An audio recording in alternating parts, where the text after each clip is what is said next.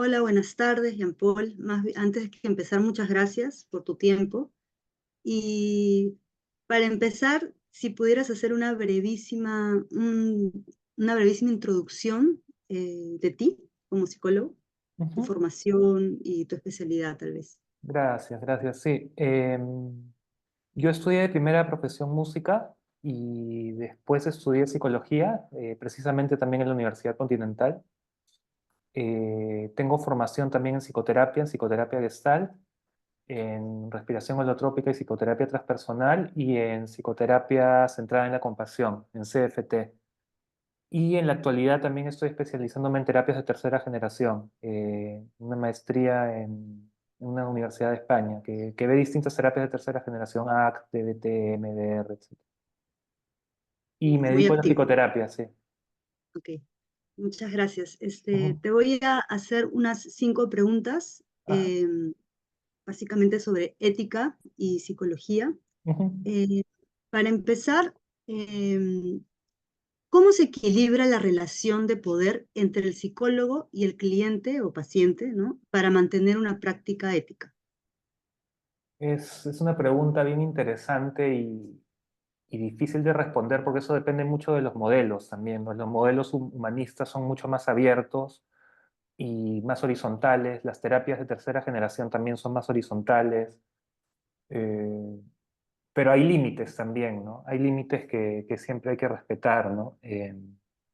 De todas maneras, como psicólogos, como profesionales, como profesores, siempre estamos en una suerte de relación de poder y de influencia sobre el otro, ¿no? Entonces, hay ciertas cosas que creo que no se pueden traspasar, ¿no? O sea, creo que acuerdos económicos muy claros, contactos en- sexoafectivos no son recomendables.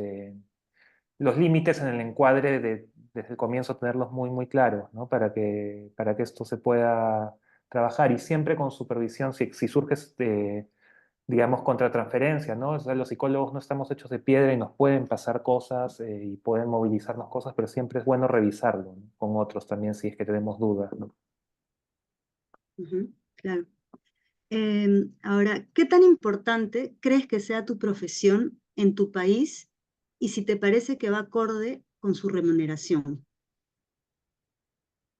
Yo creo que es súper importante en Perú, ¿no? Si estamos viendo los índices actuales de salud mental, sufrimos aquí de mucho estrés, de mucha ansiedad, de la depresión en aumento, sobre todo post pandemia, ¿no? Entonces, creo que es fundamental la labor del psicólogo y también teniendo en cuenta que los factores psicológicos, según mi mirada, son súper contextuales. No es el individuo el que está enfermo, sino el individuo es un reflejo de un montón de factores sociales, económicos, culturales, ¿no? Entonces, digamos que lamentablemente, dadas las circunstancias y las dificultades que pasa el país, la labor del psicólogo es sumamente importante en todos los países, ¿no? Pero en países que están en más crisis, aún más, ¿no? Y la verdad que la remuneración, yo siempre he trabajado como privado, ¿no? Y yo me siento bastante contento con la remuneración que recibo, porque yo lo puedo adecuar a mis necesidades, pero yo sospecho que en otros contextos no sabría qué decirte, no estoy seguro si la remuneración es la adecuada, ¿no? Es un trabajo muy desafiante, ¿no? Que requiere una buena remuneración, pero a la vez también a la par requiere que las personas puedan tener acceso a ella, ¿no? A la salud mental. Entonces ese balance es importante, yo creo. Sí, claro, es un punto del particular y el público también, ¿no? Sí, o el que trabaja también para Entonces, empresas, ¿no? O trabaja exacto. para centros, ¿no? En los centros, yo he escuchado, yo he atendido a psicólogos que trabajan en centros y a veces es bajo lo que les pagan en los centros. O sea, los hacen atender a 8 personas al día o cosas así y no les pagan por consulta, sino un sueldo fijo bajo. O sea, y en psicología educativa también he visto a veces que no está tan bueno, ¿no? Pero entonces dirías que en ese caso no crees que esté bien remunerado. Como, He escuchado a algunas personas donde he sentido que no, ¿no? No sabría, no podría decir la ciencia cierta porque no lo he revisado en macro, ¿no?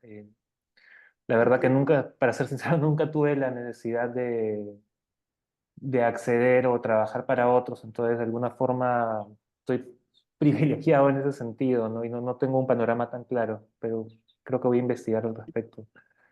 Sí, pero bueno, que es un buen punto, es bueno que también estés consciente del privilegio, ¿no?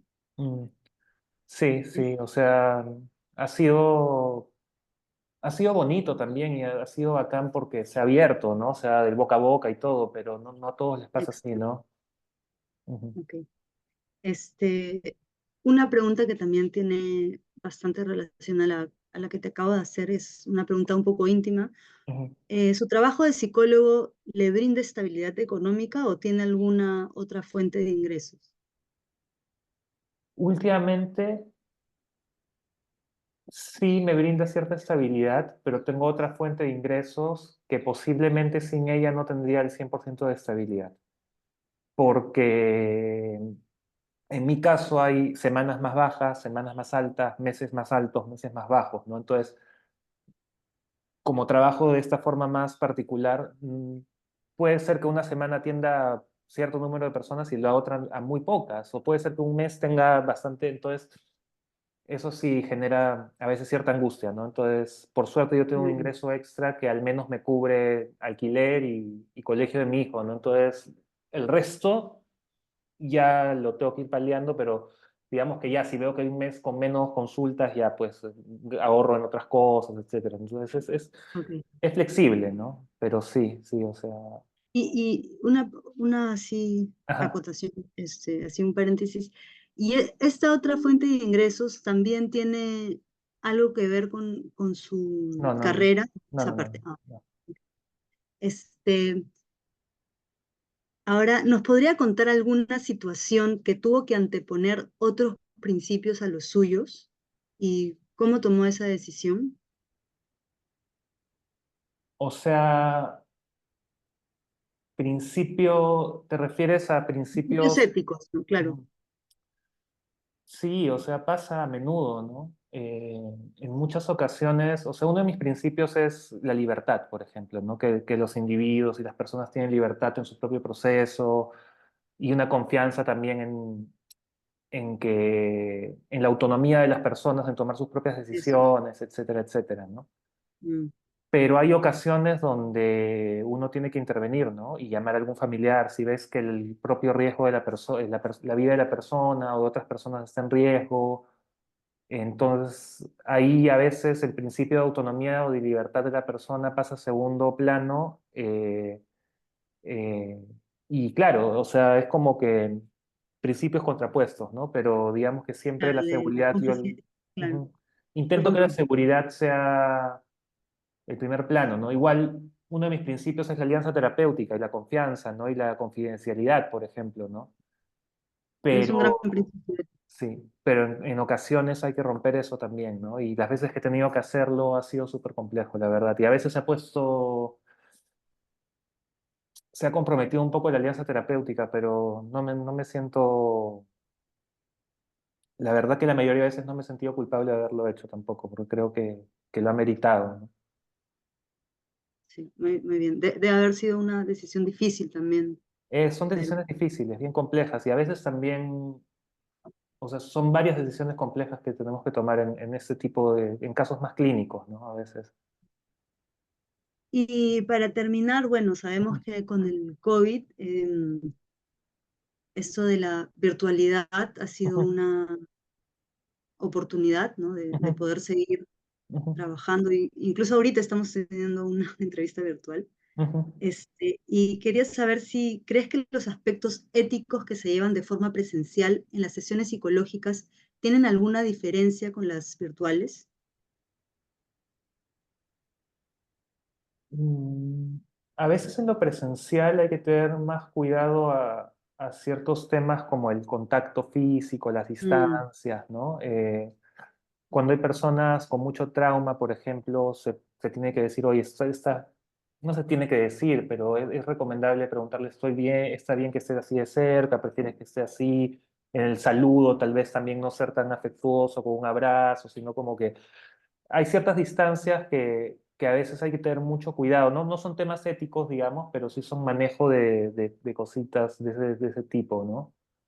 Mm, Eh, que igual hay que tener cuidado también en la virtualidad, lo que se dice, cómo se dice, cuándo se dice, el tono de voz, la mirada, la puntualidad, el respeto, pero yo creo que la esencia finalmente es la misma, ¿no? El respeto a la otra persona y no vulnerar lo que conversamos al comienzo, ¿no? O sea, tener un mínimo acuerdo de la retribución económica, no aprovecharse de la posición de un consultante, por ejemplo, no sé, o sea, si un consultante tiene algún puesto de poder o conocido por algo, no usar eso para nuestro propio beneficio.